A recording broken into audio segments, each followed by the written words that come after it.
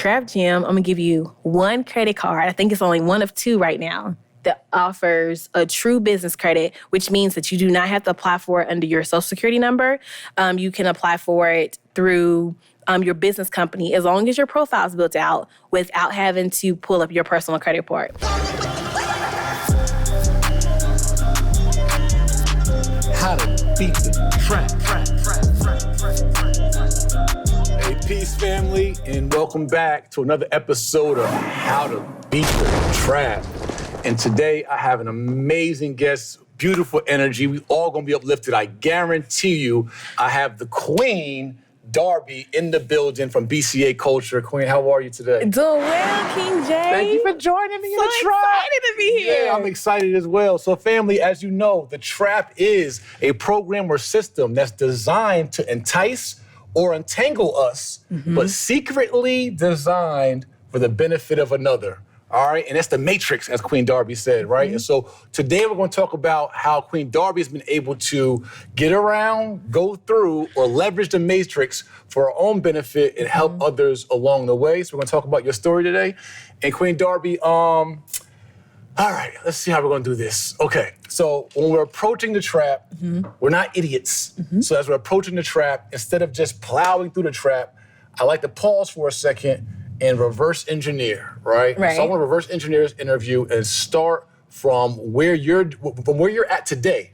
And then we're going to talk about where you started. Okay. But right now, I want you to talk about you. This is overall privilege to talk your ish, right? So you could, this is like you could feel free. Like this is a no pride, no ego zone. Okay. This is a alley-oop to you to talk about what you've done. We know BCA Culture has helped hundreds of entrepreneurs. We know you've leveled up thousands. Your business. Thousands. See what I'm saying? We gotta get it right. You know what? I'm about to stop talking, and we're gonna introduce you to Queen Darby, who has been really a boss queen in the business funding space, business education space, et cetera. And so, Queen, tell them who Darby is, what BCA Culture is, and just all the amazing things that you are currently doing today and visions for the future. Yeah, thanks so much. I mean, honestly, this really started from being in the trap, and not being able to, at the time, my business wasn't able to get funding on its own, although I had the cash coming in, but there were some fundamental things that I had to learn along the way. So where BCA Culture is today, literally we're automated digital software that really does automation and funding. So there's, business credit building softwares out there, but there's nothing like what we have, which is automated. Automated business credit funding. Okay. And it prepares companies to get ready for government contracts. Our software prepares companies for grants. Our software really positions small business owners. I like that software talk. That's we're in the tech. Automated. Exactly. FinTech. Yeah. That's where we're at. Yeah. Because we see, we understand. You know what I'm saying? And you would know this too, where there's so much that we can teach. But technology, artificial intelligence, we're in the age of artificial intelligence. We're beyond digital. We're in AI now. And I heard AI is now going to the meta universe. Oh, it's at a whole nother level. You know what I'm saying? Yeah. We're behind. We're behind. And so now data is trending. Well, how can you take a course and really trend it when now it's data that's running everything? If you look at your Facebook, your Amazon. So I had this vision about 2 years ago. And at the time I was talking to one of my friends and I was telling him I have this vision, and I was trying to come up with all these names, and I was like, what should I name it? And then it hit me it's a culture of entrepreneurs want to create. So that's how the name BCA Culture came about. So what's BCA stand for? So at the time I was teaching classes, and it was called the Business Credit Agency. So BCA stands for Business Credit Agency, but we started saying Business Culture Association, or different people say different things, but it's really Business Credit Agency. And then we evolved it into BCA. Gotcha. And now, fast forward to today, we've helped literally thousands of entrepreneurs get funding. We've successfully secured over $50 million in funding over the past year because we went live last year. So this is all in a matter of a year. And we've been testing it. So $50 million plus in a year. Yeah. Talk that talk. And we were just testing it. And it proved the theory that at the time I was for all of you that are creating courses, find a way to make it digital. Find a way to program it. Find a way to put it in code, because people are coursed out. although the course is still multi-billions, you got to think the next level. Yeah. And I knew that with where we were in business credit and funding, because honestly, a lot of people still do not know about business credit or how to obtain funding the correct way. And then so what we learned from that was there's a need, and we can feel it in the market. And we're really a technology company. So we transitioned from teaching business credit and teaching how to get funding to now we're literally a software company. So we can play with your Facebooks and your Amazons, and we could be a technology company that's focused on getting entrepreneurs ready for investors or venture capitalists and things like that in an automated way. We still have business coaches because human capital is necessary, right? But we understood, like, wait a minute, data's trending now. Everything is data. You're collecting information, and business credit is run by data. Awesome. All of these databases. So we started creating partnerships with, key business credit industry companies, Equifax. We started creating the relationship with Dun & Bradstreet. Nice. So our software automatically integrates with those, and we can literally pull up scores. We can literally see what's on the reports. We can literally contact them directly. This is not a person back there typing away. No. This is the technology. This is the technology working. Sweet. We see all the scores. I mean, there's other companies out there that have it. There's one in particular, I won't necessarily say the name, but there's one in particular, but we're that on steroids. So think of a site where you can look up your business credit report, right, and your personal credit scores. Well, we do that, and we're on steroids because the software actually says, well, this is where you are. We even know how the lenders are viewing you, for your business. I mean, we got really deep into this thing. So someone wants to go. You're the founder. Oh, absolutely. Okay. Absolutely. It's black owned, baby. Black King owned. Kong ain't got nothing on me. Right. Black owned all the way. Black women owned. Right. That's right. Myself and my business partner, Adam Ajit, he's Chief Technology Officer, super skilled. Did not know. Let me tell you how God works. Did not know that he was already well-versed in the personal credit space until we started building this out. And I was telling him the vision, like, yo, we have something here for business credit. We need to really tap into this side of the industry. And he was like, well, I really know personal credit. So for a minute there, it was a little transition, Jay, for him to transition from personal credit to business credit. But if you know personal credit, it's easier than a novice to transition into the principles of business credit once you got that foundation. Once you have the foundation, at the time, he was like, well, wait a minute, this is reporting like this. And, on the business credit, you don't see the actual vendors, right? You don't see their names. And so he's like, well, how are we going to know that this is this particular? So we began to develop the software so we could begin to kind of eliminate error. Gotcha. Mm-hmm. And so when you found the company, how long have you had the overall Black credit agent or business credit agency? So September of 2020, we officially formed it and put it together. The summer before, in June of 2019, that's when I started the individual classes. So during that summer, I taught about 75 entrepreneurs. Collectively, they were able to get about $4.5 million. Mm-hmm. And so we kept on wash, rinse, repeat. And then after that, Adam contacted me and was like, yo, I see what you're doing. And it all started from going live. I just started doing live videos. At the time, I was pregnant with my son. And I was thinking like, oh my God, I can only do things like live. Yeah. And it worked in my favor. Virtual. People sit your butt down. Yeah, just sit down. And at the time, my son, he came to be a blessing because I was traveling. I was on the plane like 2 or 3 times a week in different cities at the time, consulting hospitals. First child. Okay. And he sat me down. He sat my down. Can I say that? He sat my butt down. He sat my butt down. Right. And when that happened, I was thinking to myself, okay, I've transcended. I have to learn how to be still. Right. And that's how BCA Culture came about. And work from being still, be progressive, and make and progress and big moves and money from being still, and not always zipping and zapping and working harder. Yes. So, okay, so you were doing the individual business fund in 2019. This is the 2020 pandemic comes. You're smack in the middle of this business. And that's the year you also, 2020, transitioned to the software element of the business? So the latter part of 2020, yes. In September of 2020, we did transition to the technology piece. Gotcha. And it just scaled everything like immensely. When we switched to that, it it's been on steroids. And that actually, this whole year has been our beta test. Wow. We've been really just secretly just observing the consumer, observing the entrepreneur, seeing what their pain points are and what your needs are and what you wish to accomplish. That's literally what we were doing. Data, them habits. Yes. All that. Like studying. I mean, like, when I tell you scientists studying, that's where we've been. And we've learned everything's run by a database. Everything is run by that. And so once we understood the core of that, then we were able to progress. And how big is your firm now, your company now? So we have about 25 employees, a mixture of employees and contractors. And we work 100% remote. Our office is based downtown Atlanta, but as far as our team, like our tech teams and things of that nature, we're 100% remote. We have our graphics team.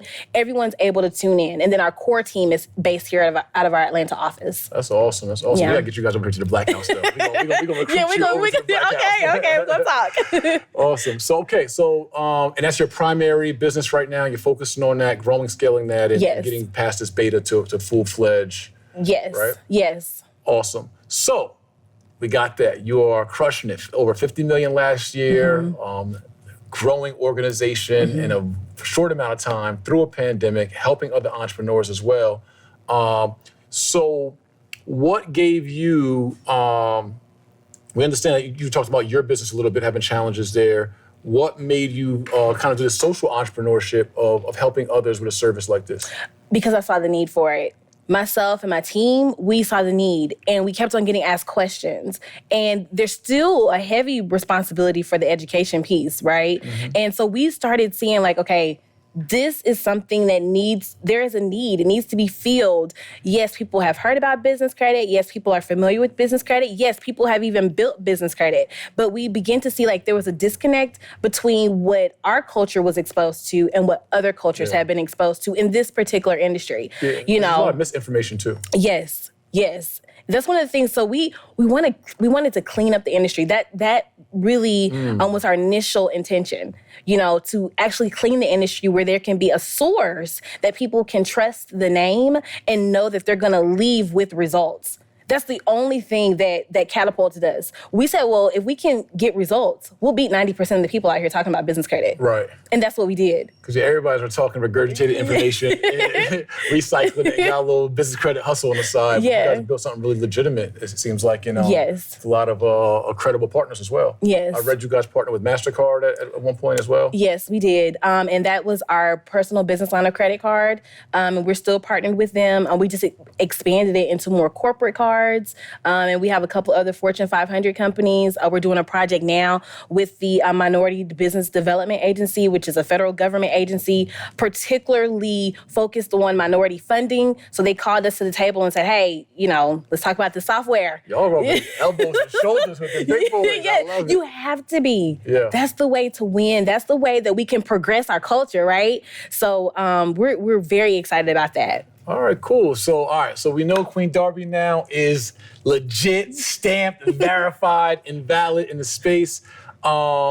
Let's back up a little bit, a lot bit, and let's talk about Princess Darby, the young Queen Darby. Yeah. Where'd you grow up? How'd you grow up? What was your upbringing like? You know what? I was born in Nashville, Tennessee, to Daryl Alexander and Nazarene Alexander at the time that my parents were married when I was born. And then shortly after, my parents got divorced. My mom moved down south when I was 2 years old. And down south, I mean deep south. I'm about to say, ain't Tennessee? Right. I'm from Jersey, so all this is south. All this is south of you. But like deep south, Valdosta, Georgia, Stockton, Georgia. They still have dirt roads. Imagine them having dirt roads and one stoplight back there. And so I grew up and was exposed to my family from the country. My grandma living in one house and then my auntie living right next door and her sister living down the street. So very like family-oriented, family-niched, family-oriented. And after that, my mom was like, I want you to be exposed to more. She, at the time, got remarried. It's me and my brother, Michael Bell, and we moved up here to Atlanta. And ever since then, I was about sixth grade, moved to Atlanta, and, seventh grade, moved up here, and just been here ever since. Out the country, yeah, we out of the country. And then when we came to Atlanta, that's when we saw Black people progressing. That's what she wanted to expose us to. Right. She knew that if I don't get my children out of here, they're not going to see it. She wanted us to get out of the trap. Right, like, the country trap. The country trap. Honestly, that mindset, not saying that everyone down there, if you're from the country, not saying that everyone has that small town, like, limiting mindset, but majority of the people do. Right. And so she wanted to expose us to more. She was an advocate for that. And she exposed myself and my brother to entrepreneurship at a very early age. Okay, how'd she do that? So she used to travel a lot. We would organize, we were like her assistants. We would organize her office, we would help her clean up. Every time we would go to McDonald's, or if we went to like certain establishments, or if she purchased things, she would always ask, hey, how much change am I getting back? Like those, like sowing those seeds, knowing how to count your money. Knowing, okay, she would always ask us questions, imagination questions. Okay, this is $100 million this week. What would you do with the $100 million? Right. Are you prepared to handle? I didn't know at that time she was teaching us to increase our capacity, our money capacity, our money muscle. And she was like, "What would you do with $500 million?" She would just randomly ask us that on road trips, and we would have to list and itemize everything. She would really tell us that. So that opened me up. And then after that, network marketing. We would be in there. We would have to set up the rooms. We would have to learn to practice the speeches. To learn how to present, learn how to talk. She was preparing, not knowing that whole time she was preparing us. Wow. So is your brother older or younger than you? He's younger than me by 5 years. So you're the oldest? I'm the oldest. Okay. Shout out to all the oldest out there, by the way, too. Yeah. The oldest of 4. I love being the oldest. It's like, that's practice, leadership practice. Yeah, it is. It is. And I really loved it because at the time, we're latchkey generation, millennials, latchkey, like right there. And so my mom, she's also a nurse. And so when she would go to work at night, it would be me and my brother. Shout out to all the single moms out there making it happen.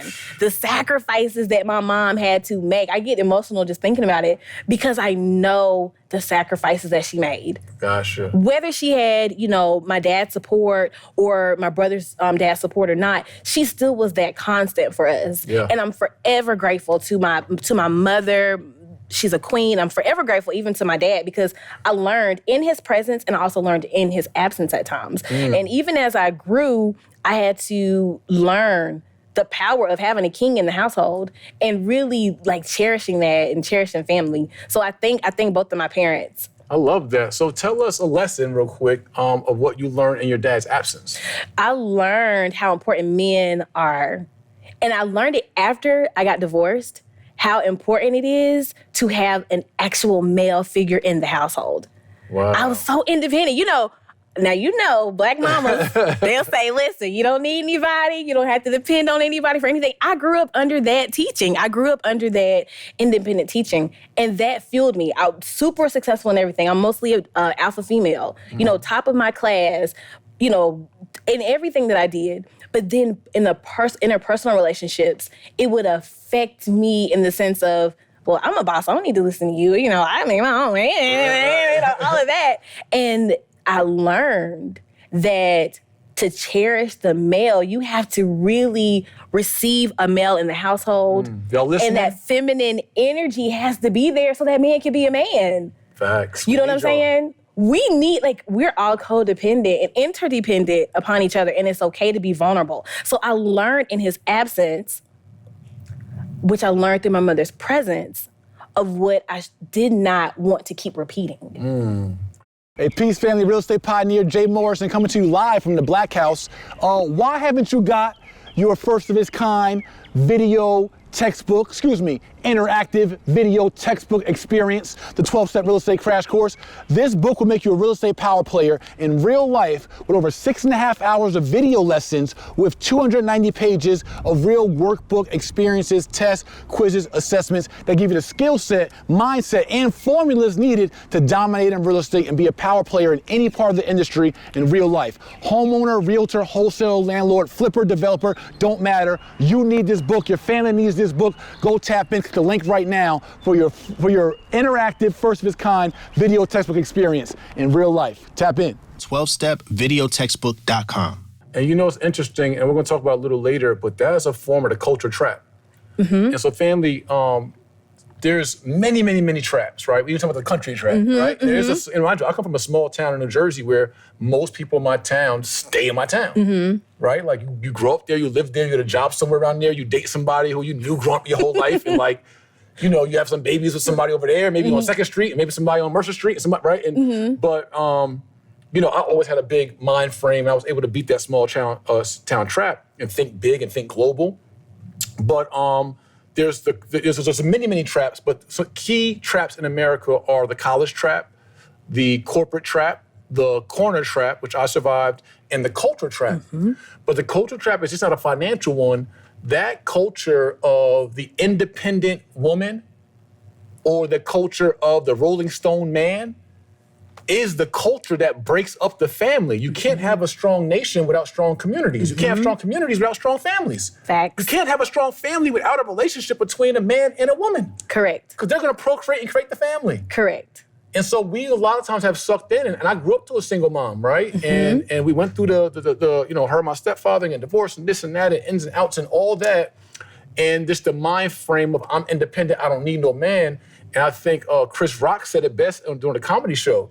He was like, you could drive a car with your feet, right? You could, but don't make it the best thing to do. Exactly. Right? So yeah, you could raise a child or raise a man on your own, but it doesn't make it the best opportunity for you and your child and to build a strong family. So I think that's amazing that you just spoke of really a culture trap that we don't speak of a lot, and that strong women, my wife is like that, Ernestine is like that, who is like, hey, I'm an alpha woman and strong and all that, but I need my man. Yes. And I want my man. Yeah. And I believe in the black man. And so it really takes a strong woman to know that she has the ability to be independent if life, you know, plays those cards. Yeah. But understands the value of her yin and yang and her other counterpart. It's so important. That's a huge trap.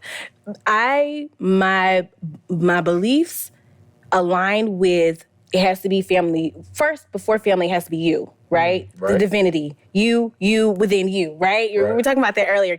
Go back and catch the live, but you know, like that has to be together. Then your external relationships begin to form, and they begin to form, and they're based on how you are and how you view yourself inwardly. And then from there, you're able to develop those romantic and intimate relationships, those friendships, you know. And then I had to learn how to like categorize those in my life and put those things in their perspective buckets. Right. Who I am as CEO of BCA Culture is different than who I am as a mother. Right. You know, who I am as CEO of BCA Culture is different as if I'm, you know, when I'm out here dating or, you know, going on a date or doing those things. That feminine energy is everything. It's required. And us being female bosses, we can embrace that in the workplace. But when we go home, my son doesn't know me as CEO. He'll come here and he'll be running all around. He doesn't know that. He just knows me as mommy. Right. You know, when I'm dating, or a guy just knows me as Darbi. He don't know all this stuff about BCA Culture, right? So it's important to separate. And that's true power, the ability to diversify your energy and diversify who you are to people, right? So we're going to come back to that. So all right, boom, high school. Okay, so you're learning from your mom, entrepreneurship. Yep. Tell us about high school and what happened post-high school. So high school was the bomb. I was like the top of everything. Oh man, I was stunting on them before. You know, we knew what stuff was. Right. I mean, I really loved high school. I'm a very social person. I love people. I love talking. High school was like where I really was in my flow. I was the top of my class. Any type of competition I was winning. Any type of scholarship I was winning. I was a student body president. I was prom queen. Like, I was really like thick in high school. Like, I really loved high school, and I loved the relationships. Wait, let's rewind that again. Wait, you was what again? Student body president, prom queen, cheerleading captain, overachiever, right? Most likely to succeed. You know, like that was so important. You know, so people from my high school, they see me now and they're just like, "Oh, we already knew that was gonna happen." You know, it's kind of like we're not surprised. You know, but it really meant a lot to me in high school because that was my transitional time. That was me beginning to form who I was, but then also the dichotomy of that is knowing who I am detached to those things and those accolades. I learned that very early on. And so my mom, one of the major lessons that she taught is like, you're not the awards. The awards are drawn to you, but you're not the awards. Trap bar. You know what I'm saying? Yeah. So I had to learn that early on, not get caught up in all listen, when the lights go down, you still got to go home and sleep on that pillow. Do you have peace within? Are you at joy within? You know, are you happy with yourself within? She always made me monitor and watch that. You know, there was this one time, I thought I was, you know, you thinking you're making it and stuff, you know, and your mama got to say, pop. That little pin out. She got to pop you real quick. And I learned then, like, wait a minute, I still have the honor, still have the respect. Right. You know. So what happened? Tell us about that time. Yeah, that's what we want to know. What was the time? So one day we're chilling in practice. My mom was like, you know, don't drive anybody in your car. Well, I was like, oh, you know, I'm gonna drive somebody in my car. You know, I'm the only one on the team that got a car. She's like, I gave you that car because one, you're responsible, and two, I really want you to, you know, have it because I'm gonna be working, and we need to be able to go back and forth, you know, just have that flexibility. So I trust you. At that time, you could get a learner's permit at 15 here in Georgia. Okay. So, yeah, 15, I was rolling. I have a whole car. I don't want to be on road with no 15-year-old at all. I'm thinking I'm doing my thing. So she just had this mother's intuition. What kind of car you had? Oh, man, it was a little Dodge Dynasty. Okay. Dodge Dynasty. I didn't even heard of that. I know, exactly. It was a little box car. It eventually caught on fire. It was that old. All right. So you're Hoop Ride. You're Dodge Dynasty. I got you. Right. So I was like riding in that, but then I switched over to another car, which was like a Thunderbird T-top. Okay. My mom was like, don't drive anybody in this car because, you know, it drives so fast. I would just hate for anything to happen. We don't have anybody else on the insurance, blah, blah, blah. We're getting ready for a varsity game. And sure enough, one of my friends like, hey, girl, can you take me to go to, you know, Wendy's? You know, I'm just trying to eat and da-da-da. My mom, she had this intuition. She caught me right when I was hitting the corner, going to Wendy's, and my friend was in the car. And my mom was like, what's going on? I was like, oh, nothing. Just going to grab something to eat. She's like, why you going to grab something to eat? You're supposed to be getting ready for the game. Like, you're the captain. So why? She already knew how the drill was. This ain't adding up. Man, I'm like, well, Mom, I'm in the car. My friend, she got diabetes. She said, I don't care if she had diabetes. Do you want to die tonight? You know, in other words, like, don't be disobeying me. And so I was like, okay, I apologize. When I got home, your mom said you want to die tonight. Right? Children obey your parents. When I got home, it was on like Donkey Kong. She was like, listen, don't you ever, I don't care what needs what. If something were to happen on your watch and it happened in your car and this or that happened, then we're responsible. And that's when I began to like really see, it was a definitely, you know, I was humbled because I didn't know the gravity of it and why she was telling me that. And at that time, my mom's medical professional and this and that. It's like, I understand you have a heart to help, but that's when I also learned too, the difference between separating your heart to help and the reality of a situation. Wow. Their emergency is not your emergency. If that person didn't come to school prepared, that's not your emergency. You got your own responsibilities. You got your own responsibilities, which is to honor me. And, you know, she took my car away for like, 2 weeks. And I was like, Mom, I need to go to practice. You should have thought about that.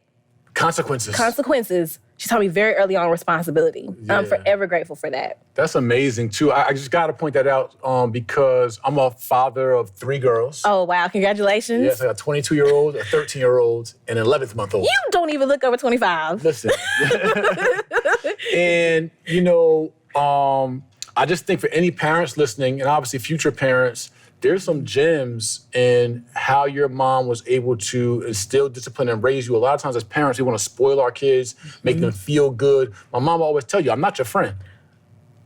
I'm here to be your parent and instill some instruction in you so you could be a founder and CEO of a cutting edge fintech company 10, 15 years from now. Not for, you know what I mean? So I think like one of our other How to Beat the Trap alums said, your environment will change you before you change your environment. And trap bar. And one of the first environments that we all have is our home and our parents. So like for our parents out there, it's so critical, especially in our age and this information age. And we know it's much looser than us who grew up in the 80s and 90s. Like we know it's looser out here, right? And it's access to more information.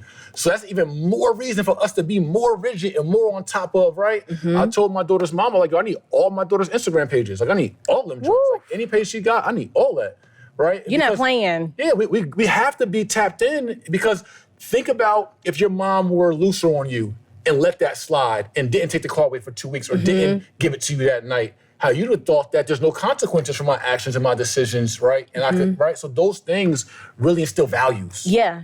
Because for every cause is an effect. She taught me principles and laws that govern my life to this day. Have I always gotten them right? No. Right. But majority of the time, I made sure I went back to my center. You know what I'm saying? It's critical because if you, this is our home base.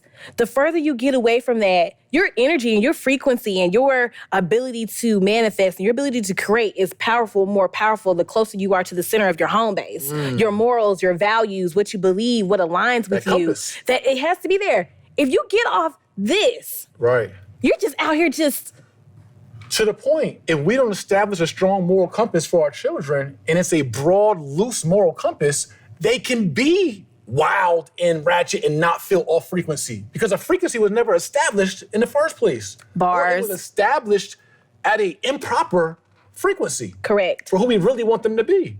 And so I just think that's another form of the culture trap, right? So in our culture, you know, and not to be religious with us, so to speak, but it is a proper principle to say train up a child when they're young. So when they're old, they won't depart from it. Correct. So, right, the values you just instill in your children when you're young, they're more likely to come back to that frequency and that compass, right, later on, that moral compass. And so, a shout out to your mom. I think it's something we all should pull from, especially in this day and age, or we're going to have some loose children that's going to be some loose adults that's not going to be as successful as we want, and they won't be able to carry on our legacy and our inheritance we leave them because the frequency we left them is not the frequency in which we operated from. And I think that's so important that you say that. And even those of you who are entrepreneurs, I mean, I know I'm going down memory lane, but all of this creates success. Right. You know this, Jay. I mean, people will look and say, wow, I want to be successful. But you have to look at those everyday principles. Right, how you living? How are you living? And then another thing that I realized on this journey is that there are some things that my parents didn't teach me that I had to get mentors for. You know, that can open up and expand my mind and give me insight. That's how BCA Culture came about. That's how the brand came about. That's how I began to grow, was like, let me tap into others who are, you know, doing more, being more, becoming more, thriving, you know, striving for more, thriving in their lives, like really immerse myself in that. You know, I remember years ago watching you on YouTube prior to being here today, you know, and this is a manifested conversation. I was like, man, back then I was thinking, man, that brother is smart. If I could just talk to him and look. We talking. You know, so things will manifest when you believe and just sowing those seeds and seeking the knowledge, seeking the information. That's how you begin to break the curse of being in the trap. Absolutely, absolutely. So in high school, did you aspire to be an entrepreneur? Did you aspire to have a corporate job? What was your aspirations in high school? Or leave me out. Listen, I am a creative entrepreneur. I like to sing. I like to songwrite. Like, that was my thing. Even when I went off to college, I went to the University of Tennessee in Knoxville. Shout out volunteers. You're smart. So, like, I went there and I actually, again, divine encounter, intentional. I wanted to set up a neonatal clinics. At first, I was going to be an anesthesiologist. My uncle graduated from Xavier University, shout out HBCUs. And I was like, yo, uncle, I want to go there and do my pre-med. And then he took me that summer to actually watch what he does on a daily basis.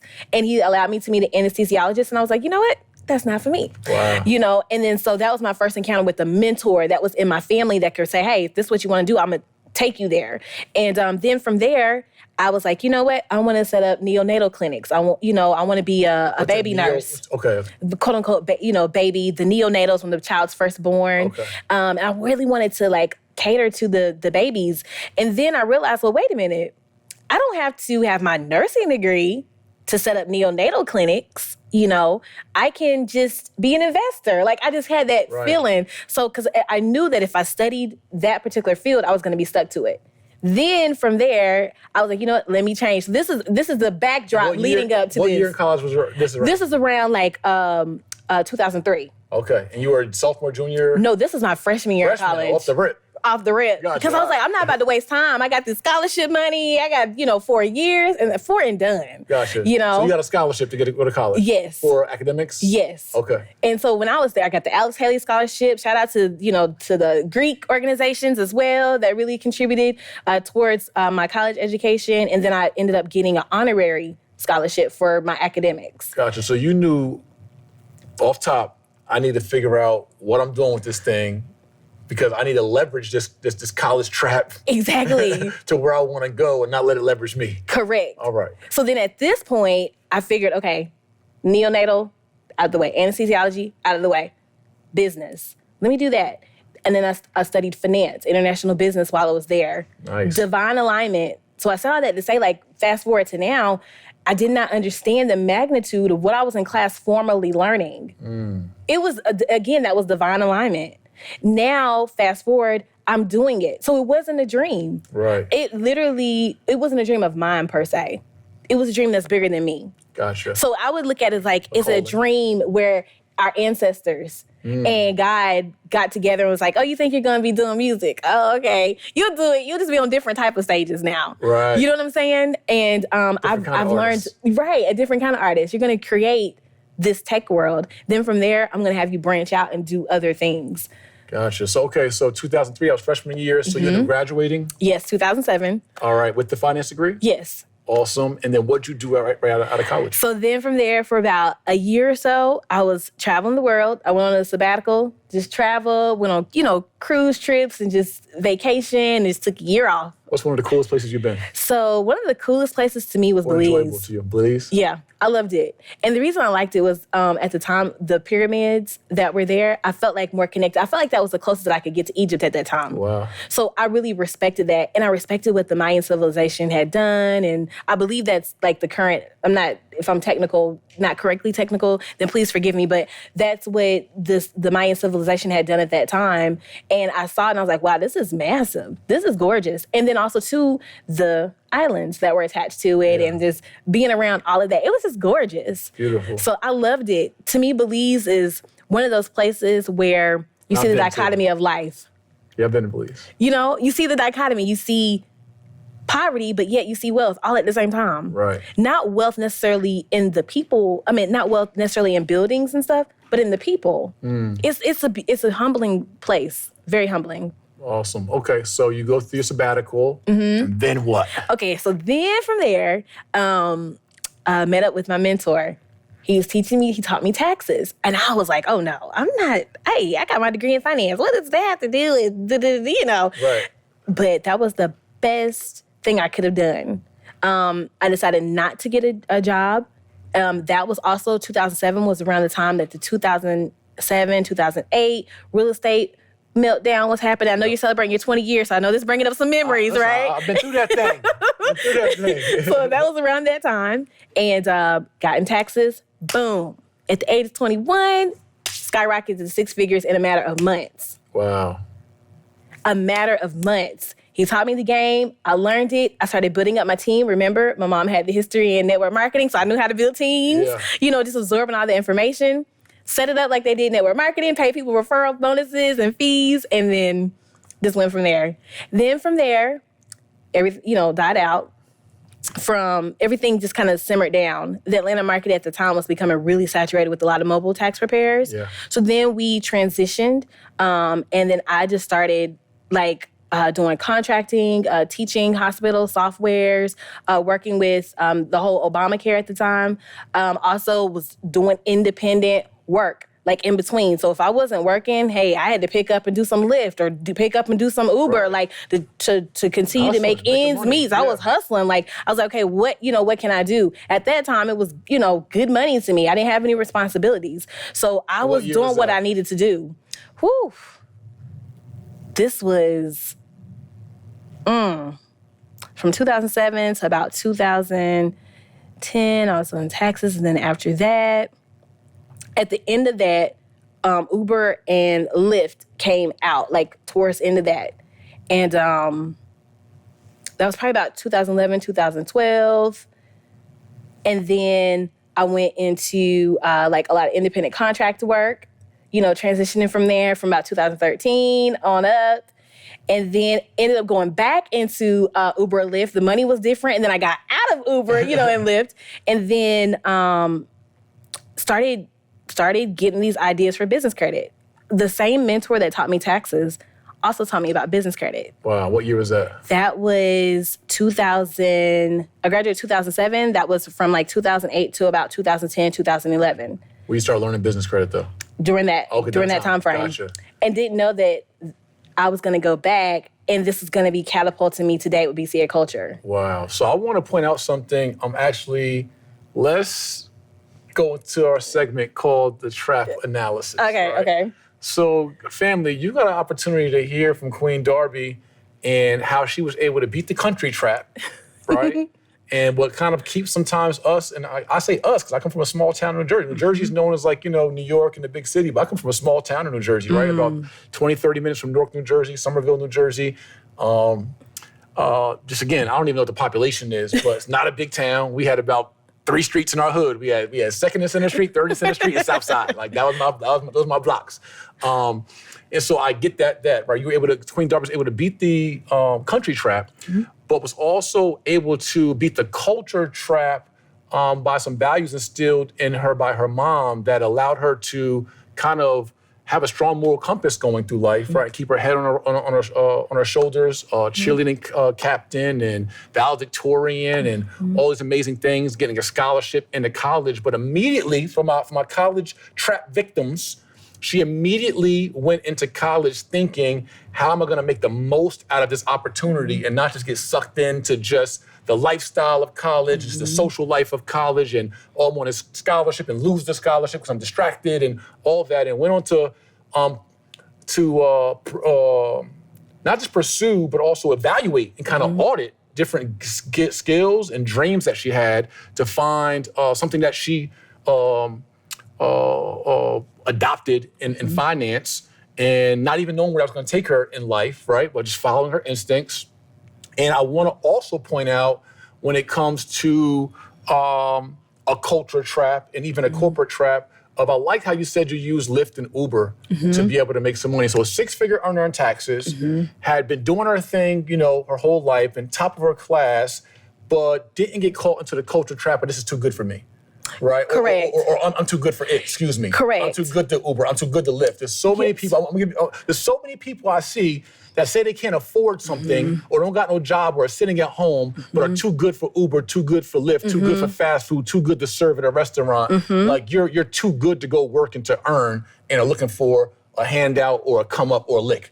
That is a key point. I ran into so many entrepreneurs that being in the valley, I call it being in the valley, it's taught me my greatest lessons. Every crossroad, every valley that I've been in has taught me my greatest lessons. Again, every valley and every crossroad that I've been in has taught me my greatest lessons. It's not the mountaintop experiences. It's not, being in interviews or being in magazines and things like that where I've learned. It's being in the valley and being humble enough to say, you know what? You can drive. That helps balance all of this out for me. Right. Because I remember it's never get to the point where you're this, because remember when you needed your rent to be paid, how you had to call your Uncle Darby and borrow money, right? So you wouldn't get evicted, and he was able to send me money, but then I paid him back, and I said, how can I get this quick dollar real quick? Okay, let me deliver phone books, and let me do Uber, and boom. It's being an entrepreneur is about being creative. It's about solving a problem. And at that time, those were the methods that helped me solve my problem. Yeah, and you know what it reminds me of is earlier in the story, you were talking about your mom and how she said the accolades and awards don't make you, right? That you make it, and then they follow you. And I think that's also a humbling moral compass, core values that you were given, right? So you don't feel like because I graduated, University of Tennessee, or because I'm this or that, a finance major, that I'm a 6-figure earner in the tax industry, so I can never go back to these things. And I think a lot of us, and I won't say us, 'cause I don't get caught in that. A lot of you all may get caught in that culture trap of ego, of pride, of posture, of how people look at you, right? And saying, oh, well, I thought you were a six-figure person. I thought you were a college grad. And why are you Uber and why are you lifting? I'm going to pay my bills, but I have a bigger vision and I know I'm working towards something. That part, right before my next major breakthrough, you know, life has its ebb and flows. Respecting the ebbs and flows of life is so important. So one of the things while I was in my ebb, I drove for Lyft and Uber right before I was getting ready to do a multi-six-figure contract with these hospitals. So back in, you know, Obamacare passed, the hospitals were getting billions. I mean, Big B. Listen, money was flowing, okay? But they were getting billions of dollars, really setting up software. Divine, here's another divine alignment moment. I used to set up workflows for the doctors and nurses, and I would train them on how to use the software. I had to use that same skill set for when the vision for BCA Culture started coming to me, how to set up what we call workflows from the client experience all the way What's next? Yeah, I mean, all the way down to when the client clicks the website, to when the client gets the emails, to everything. That was developed and sharpened right after I drove for Lyft and Uber for my second major breakthrough. And then from there, that's when I was traveling so much across the country. And here I went from, you know, on the verge of losing everything to now, boom, everything was given to me. And ever since then, it's just been going higher and higher and higher. And the universe has a way of rewarding us for what we do with little. And the stewards we are over little, God can see how we'll handle much in abundance. In a way, in the spirit you kept with having your ebb and your valley, you know, again, that flow and that ecosystem knows that, you know, you're ready for your breakthrough. All right, so that was our trap analysis. So Queen Darby was able to beat the college trap, the culture trap multiple times, and even a corporate trap, and leverage that into her business. So let's talk about your trap transition. Okay. So during your journey, was there a defining moment, like an aha moment, right? Like a day, a dream, a daydream, or just a calling or something where you knew, like, this is my next phase, this is my catapult, like, this is where I'm supposed to go? Again, I go back to when I was pregnant with my son, and I was thinking to myself, okay, how can we create a legacy? Like, what is the thing at that point? You know, when you're a mother carrying a child, it's a different level of responsibility at that point. And so I was like, is what I'm doing now going to be able to leave a legacy behind for him? Is what I'm doing now going to be something that my son can really, you know, be proud of and say, wow, you know, my mom, my dad, my parents, they did this, you know, and now I'm walking it out. What is something that I can create that he can carry? You know, should he choose to? Should he choose to? Because, you know, all of us have choice. And so that's how, with the whole BCA culture came about, that was my aha moment. I was sitting. It was September 11th. I love these. I love these times, I'm right? sorry. These be the moments right here. Go ahead. It was September 11th. I took a pregnancy test, found out I was pregnant. And it hit me because I'm like flowing. I'm traveling. I'm making my money. I'm like, it like sucker punched me. And it was like, well, you know, you married. You doing what you need. You know what you was doing to get the baby. So don't be surprised, right? And so then that's what happens. And then, so then I was like, okay, flag on the play. Let me figure out in my mind, what can I do? So I was sitting, again, I was traveling, and I was sitting in the hotel room at the time. I was in Columbus, Georgia. And I was like, God, what do you want me to do next? Because I know that with this, it's a limited time. I'm pregnant now. I know I'm not going to be able to go back and forth and travel on the planes as much. I mean, I was on the plane 2, 3, 4 times a week. I was like, what is it that you want me to do now? I literally sat there and I'm like bawling and crying. And I'm like, I wanted to wait another year and just all this stuff. And so I'm thinking to myself, golly, 2019, September 11th, 2018, I found out I was pregnant. 2019, my son was born. That summer, he catapulted me into, he said, start going live and start teaching people what you know. Just open your mouth and start teaching people what you know. That's the key thing. A lot of people are scared to say something. Open your mouth and teach people what you know. Not what somebody else taught you. Teach people what you know. Right. And I opened my mouth, the divine timing. If I wouldn't have had my son, I wouldn't have opened my mouth. Boom, pandemic came, we wouldn't have been positioned. We had already had the software built out before then. That's why I said, Darion, when he was born, he was that element. He was that manifestation in the earth of God saying, sit down and be still. That was my aha moment, was actually going through the birthing process. Wow. Not only did you birth the son, you birthed a whole new vision. A whole new vision. And forever, I tell everyone that your children are blessings. Because in my mind, again, that whole independent woman thinking, how can I manage career and manage being a great mother? Every woman deals with that. How can I do these things and still maintain Darbi and still do this? But that was the problem. I was trying to maintain myself. Wow. God was trying to grow me out of who I was so that way I could become who he wanted me to be. You trying to still be your old you. I'm trying, yeah. And he's like, I'm requiring something new. I'm doing a new thing. Trap bars. You know what I'm saying? So I was like, let me be obedient, one, and let me just walk this thing out. And there were a lot of hard rights I had to make during that time. And hard lefts I had to make, but it's all panned out. Right, and some K-turns. Man, what? U-turns. All that.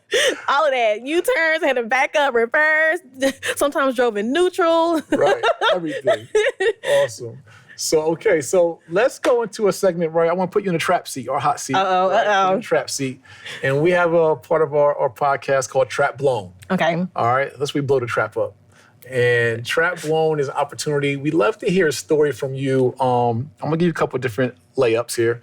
One is, tell us, and you told us already some amazing stories, but has there been an amazing moment, whether it's an amount of money you made, somebody that you've met, somebody that you work with you never thought of, a mind-blowing moment for you as an entrepreneur, just in general during your journey? Tell us a mind-blowing moment that you've had during your journey. I remember when we had our first six-figure day. Wow, six-figure day. Yeah, and as far as revenue, profit. Six-figure day. Yeah, that was mind-blowing because my partner at the time, you always have to have somebody that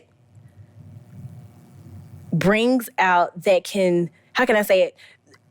Partners are great to accentuate areas that you might not call out in yourself. So for instance, my business partner, he's all about the money, and building. You need that person. You need that person that's going to constantly drive.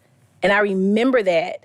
In order to get to that we had to impact a lot of businesses along the way. Yeah. That was the result of impacting a lot of businesses along the way. Again, that was the result of impacting a lot of businesses along the way. I remember that, and I remember saying to myself, wow, there was others that I used to look at and say, oh my God, that's phenomenal. How can you do that? And then we did it again and again and again. And I mean, it just kept on. And I was like, yo, this is real. God, this is the vein where you want me to be. Mm-hmm. This is where you want me to be. And not to be super, just saying God, but honestly, it's he's so, it's not even a he, God is energy, right? So literally, in that moment, I began to realize, this is bigger than what you can even imagine. Then also another aha moment were the amount of businesses that BCA Culture was able to save. Even during the pandemic, a lot of business owners came to us for different reasons. A lot of business owners came to us and was like, hey, you guys saved our business. To hear a business owner get emotional, think about it. To hear business owners say that they didn't know what they were going to do, They didn't know how they were going to make it, they were on the verge of homelessness, to hear business owners saying that, they didn't know if they were going to be able to eat or feed their kids, those are aha moments. Because at that moment, you realize we have impacted somebody's life. To hear pastors all the way to doctors, we've served so many people, real estate developers saying, you helped save our companies? Right. I was like, God, this is bigger. Was feeding my family, my livelihood.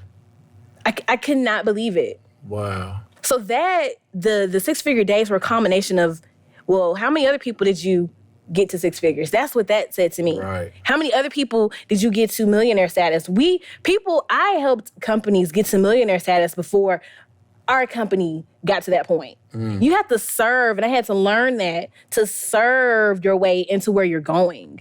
Gotcha, I love that. So you know what, I want to do a little twist here. So continue the mind-blowing moments, but this time I want you to be specific to some business funding or business credit strategies. Goodness. For those who don't know, give us some in the trap game of, what's something I might not know, or they might not, or artists might not know about obtaining business funding, business credit. Give us some gems. Okay, so we're sitting in front of the maestro here, so I have to make sure I get some real gems. I give y'all some real sauce. Your best stuff. I want that sauce. We're going to have to give you some of that Polynesian sauce from Chick-fil-A, the real sauce, okay? Okay. So, of course, the foundational stuff is basic, right? We know, have all of those things together. Run through that. Run through foundation. Just like, small business right now listening, what's some foundational stuff that'll help prepare them for business credit? Okay, first of all, make sure your company name is unique. That's a big one. Make sure that your company name is unique, and make sure that you go through the Secretary of State, wherever you're located, and get your company formed, have your company formation set up. To the lenders, you are not viewed as a business until you have that formation set up. Gotcha. I've heard a lot of different people say different strategies. I know people like to buy, companies and stuff. Make sure you have everything documented. Gotcha. Now, do they have to go through a lawyer to get that done, or what's the easy I am not advising or giving any legal advice. That is up to your discretion as an entrepreneur. It's what your budget can handle. However, there are so many opportunities and websites, and then you have the Legacy Center here, the Black House, where you come as a resource, right? But there's so many ways out here to set up your company, and you don't have to spend hundreds of dollars.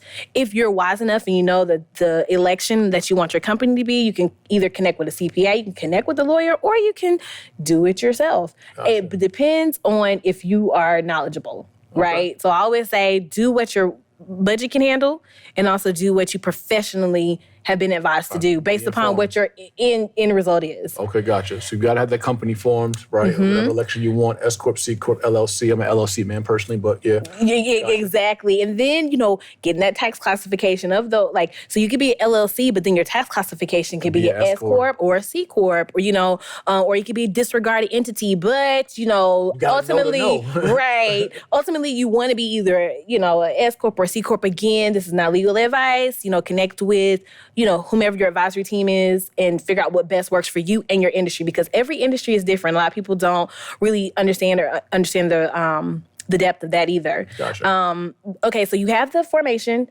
of course, phone number, independent of your number, right? Of course, address. Nowadays, you could do virtual. They're more open to virtual addresses just because of the pandemic. Yeah, right here at the Black House, you get your virtual address, 3015 Owen Martin Street, Atlanta, Georgia, LegacyCenter.com. Go ahead, And this space is already zoned commercial for this to be here. Opportunity zone and all that. Right. So, that was key what he just said, opportunity zone. If you don't know what that is, research that. Okay, see, speaking of that zoning talk right there. The Black House is in an opportunity zone. You can have your address right here virtually from anywhere in the world. Research it if you don't know. See, yeah. Well, go ahead. Okay. No, it's on you. It ain't about me. It's about you. It's about you. So this is awesome. So then you have your Secretary of State. You have your phone number. Make sure that you have a company email address, like at yourcompanyname.com. Right. Right? Not necessarily at a major domain name. Not which Gmail. Exactly. Not right. AOL. Right. Don't do that. Have it at yourcompanyname.com. If you don't have it, research it. There's plenty of resources out here where you could do it. Yeah. Okay, once you have that, make sure that you need that you're set up to have a business license. Many people skip over this part. Even if you work from home, during the pandemic, even now, there are state, local, and government grant opportunities available, but many of them require that you have a business license. So if your business is located out of your home or out of a virtual space, make sure that you're licensed according to the city and the state for where you are doing business. Awesome. Gotcha. I know business owners that were able to secure thousands of dollars, up to six figures in grants that were available just because they were positioned with their business license. And what's the difference between a grant and a loan?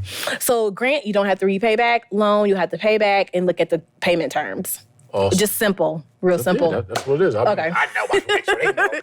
Just something real simple. And so from there, you have those foundational things. Oh, of course, we can't forget how you're going to get your money. You need to have EIN number, right? You need to have your bank account. Those things are, very basic. You want to have that. A lot of businesses don't. As basic as they are, a lot of businesses don't have an EIN or don't have a bank account. Yep. And exchange business. Exactly. And it's like, if you're saying that, you want to be successful in your business, then you have to be ready to receive. Right. A bank account is something to receive your customer payments. A bank account is something to receive, customer transactions. So be positioned to receive. And I will also advise, this is coming from me directly, like have multiple bank accounts and build multiple banking relationships. That's huge to business funding because what one bank might offer, another bank might not. Right. I love it. And you don't want to keep all your money in one spot. So a trap, something that's really, really, really good. Talk to them. All right. So not everybody offers true business credit. You got to know which credit card companies do and which credit card companies don't. Okay. All right. Trap gems. Trap gem. I'm going to give you one credit card. I think it's only one of two right now that offers a true business credit, which means that you do not have to apply for it under your social security number. You can apply for it through your business company as long as your profile is built out without having to pull up your personal credit report. And that is Sam's Club MasterCard. So that's no personal guarantee? No PG at all. No PG. It can be completely under your business name. Now, this is, it's a good gem. For those who take it, by all means, of course, you have to have a Sam's Club card. And then you have to be a Sam's Club member. But you can go in, apply for it, and boom, you can get a business credit card under, I believe it's Visa. That's completely no PG. Wow. And you can only use it at Sam's Club? No. Use it anywhere? You can use it anywhere. Not under your name, no PG, no social. Yeah. Trap bar. Yep. EIN only. EIN only. Mm-hmm. Your business social. Yeah. I love it. Yeah. I love it. Just make sure you go in the store if you want more information and, we'll give you the stuff that leads up to it. But, make sure you build out that business credit profile. They're one of the rare ones. Other credit cards, if you're listening, other credit cards will still ask you to put your social on the application. Yeah. And if you default, they'll report it on your personal credit, right? But this one is strictly business. All right, I love it. All right, I'm going to ask for one more. Okay. Only because I'm going to have a lot of experts on this podcast, and I want you to show off. So if anybody come behind you, they're going to have to really step it up. Okay. So I want Queen Darby to burn it down. So go ahead, give us one more that would be memorable on how to beat the trap. Okay. So on how to beat the trap in business credit and funding? Anything. Or anything. Yep, any of that. Business credit, funding, credit lines, personal, whatever. Give them something that will be memorable.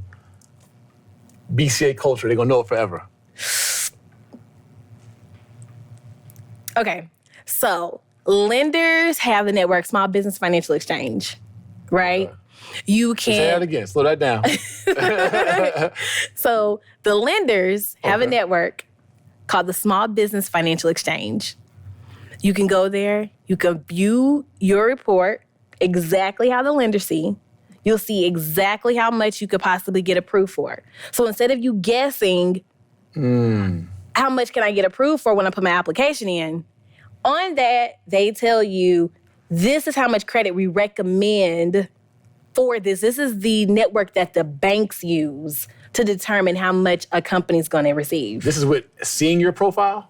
Right, by seeing your business credit profile. Gotcha. And in that network, you can see exactly what the lenders are looking at. You can see exactly what you need to update. This is a key. This is the cheat sheet. This is exactly, so you can know, okay, well, if this doesn't match, then I need to get this updated before I go out and apply. So it's like reverse engineering, like you said. Yes, it's the bank code. The bank is telling you, listen, to get my money, you got to put 33, 16, 44. Bloop, and the vault unlocks. Wow. So it'll tell you right there, what it is. Everybody is interconnected. You got everything on that one network. You can find out everything you need to know. We want to see you in business for 3 years, or we want to see that you got this much experience. We want to see that whatever we want to see, they tell you exactly what they want to see. It's right there inside of that. So they'll have your profile. Of course, you can always get the underwriting matrices from Get into them. Get into them.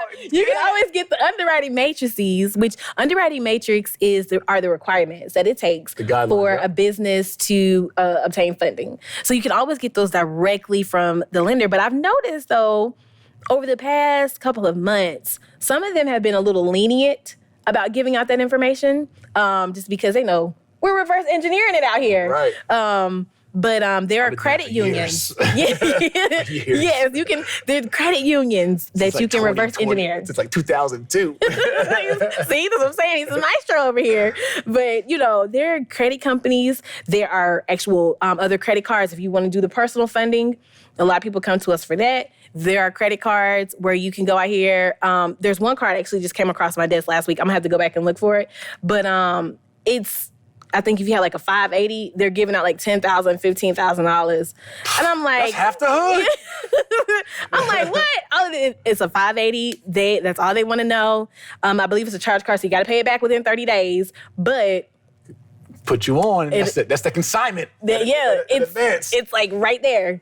I'm like, yo, I mean, it's so much stuff out here that's just... I don't even remember this stuff in my head anymore. I research it, and then we put it in our software. Like, I just research and then dump. Love it. I love it. So now it's automated. It's automated. Kick back. We're just doing matching and just, Mind blown. She gave you all the game. Trap blown. All right. Oh, okay. Trap blown. I love it. I love it. All right. So now you gave us a cheat sheet for small businesses already. And where can we find that small business exchange you talked about? So you can go to bcaculture.com. Perfect. We have the forms where you can see exactly what the lenders see. We're partnered with Dun & Bradstreet, Equifax, and Credit Safe. Those are our 3 credit reporting agencies. So you can go on bcaculture.com and actually literally sign up, get a report, and we'll publish it out for you. Awesome. That's super dope. So for someone that is facing the small country trap, right? The country trap, the culture trap, the corporate trap, right? The college trap, and things that you have been able to maneuver through life. If you were to talk to your younger self, if there was either another way to do this, or just someone who's facing those that you could lend some advice to, what would be your advice to someone that, maybe a man or a woman that's even, going through college and thinking about what they're going to be doing with their life and their career, or someone that is faced with having to work a valley job or a valley hustle on the way to their bigger dreams? What are some advice that you would give them, what we call our trap cheat sheet? Stay consistent. Stay consistent in your personal development. I think that's so key. I know it sounds simple, but it has become everything for me. Staying consistent in my personal development. I'm watching, Eric Thomas. I'm listening to Les Brown. I'm listening to Neville Goddard. I'm watching, Oprah Winfrey and her episodes. I'm really tapping into the greats. I'm listening to Esther Hicks, really tapping into those that are great minds, great thinkers, and absorbing that energy. And then believing and knowing that no matter what you're going through, no matter where you are in life, it all works out for your good. It all works together for your good. Even things that I thought were like, oh my gosh, this is so devastating. I can't believe this happened, or I can't believe I made this decision, or why did I choose this, or why did I choose that? It all worked together for my good. Like, it has all worked together for my good. Literally, like, I can stand, and I'm truly thankful, joyful that it all worked together for my good, but I had to condition my mind to believe that. I had to condition and understand the 3 levels and 4 levels, the superconscious, the subconscious, all of these things about my consciousness. I had to really begin to develop that. So I would say for those who are watching, maybe you're going through a valley moment, stay consistent in your personal development. Stay consistent in your belief and in your faith. Belief and faith are 2 different things, and sometimes we interchange those. Stay consistent in your faith, because the faith is the action part. So if you're right now driving for a living, if you right now are leasing out your home, or if you right now are doing certain things, be consistent in those things. Don't try to cut corners for success. Just walk it all the way out. And while you're walking it out, in the background, be listening to your personal development. In the background, when you go to sleep at night, having that Les Brown on has saved me many a nights. listening to, Eric Thomas, listening to the greats, listening to you on YouTube. When I was like, let me hear about this. I've had clients ask about real estate and business credit and stuff. So like listening to different experts in my industry, different great thought leaders. Yeah. Be consistent in that. I'm telling you, you will bust out of the seams with greatness. You'll bust out of the seams, breaking those limitations. You'll break out of the trap, okay? Trap advice, trap cheat sheet. That's awesome. Thank you so much. You so much. Thank you. So, family, we got some amazing gems, strategies, and motivation, inspiration from Queen Darby today. So, Queen Darby, I want to make sure that everyone knows where they can follow you and where they can tap in. We're also, I know we talked kind of behind the scenes, we're going to offer you guys an opportunity to get some of the business funding coaching and as well as the software and opportunities. And we're going to give you some bonuses and work on a discount even for you with the How to Beat the Trap BCA Culture collabo. Yeah. So we're going to offer you guys a promotional opportunity. You'll probably see a commercial somewhere in this video giving you an opportunity or in this audio for you guys to be able to tap in. Just for our audience, we're going to offer you guys something special with BCA Culture. But tell everyone where they can find you, support you on social media, follow the company, etc. Absolutely. So I am Dominate with Darbi at Dominate with Darbi on Instagram and on all platforms as Darbi, LinkedIn, Facebook, and Instagram, DARB as in boy, and then I as in igloo, right? Because I know the autocorrect is going to try to change it to Y. So Darbi. And then also BCA Culture is at BCA Culture on all platforms, Instagram, Twitter, LinkedIn, Pinterest, on all platforms at BCA Culture. Awesome, man. So BCA Culture in the building, family. You see that there's a consistency, and I love the conditioning and the consistency. Like, if we continue to feed ourselves through all the ebbs and flows of our journey, you are bound to see success and progress in your life. You're a prime example of that. Thank you. You're able to show us a lot and how to balance motherhood and womanhood in that process. Shout out to your mom for planting so many just foundational values in you, and I want to take that away as a parent, and I want all of us as parents and future parents to take that away for our families. And guys, make sure you guys check out and subscribe to the podcast, share this podcast, this episode, and look out for this Trap BCA affiliation here with the Legacy Center and How to Beat the Trap. Queen, thank you for coming through and adding value to the trap, helping to build the trap. Thank you. She ain't just burn it down, she built it up. Thank you. Gave us a way out. Thank you so much, and look forward to collaborating with you in the future. Thank you so much, King Jay. Thank you, Queen. Thank you. Yes. Thank you. All right, family, so you've watched it right here. Queen Darby, CEO and founder of BCA Culture, right here on How to Beat the Trap. Make sure you subscribe, share, and most importantly, take notes and embody and immerse yourself in the gems given here in this podcast, and take advantage of the promotional collaboration we have, where we're going to give you an opportunity to build your own business credit, even from scratch, get all types of loans, leverage, credit cards, credit lines, all that with a pro, with an expert, someone that's validated and credible in the industry. So take advantage. I've used business credit in my own life, and know that the power of other people's money, and what we call TBM, the bank's money, is real out here. So guys, take advantage of that, and I'll see you on the next episode of How to Beat the Trap. Peace. Hey, peace family, it's Jay Morrison, co-founder of the Legacy Center here in Atlanta, Georgia. And I want to invite you all to be a virtual member of our building, our Class A office space, also known as the Black House. From anywhere in the world, you can house your business here in Atlanta, Georgia, and have your virtual address be our address. Get your own suite number. You also can get our virtual notary services, our virtual receptionist services, have a telephone line for your team, and get access to our meeting rooms, conference rooms, and get 1 day per month to actually visit our building and house your business here in real life. Family, this opportunity is just $40 per month or $300 for the year. A super discount for you to be able to have a Class A office space, house your business address 2 miles from Tyler Perry's studio, 5 minutes from the world's busiest airport, right here in amazing Atlanta, Georgia at legacycenter.com.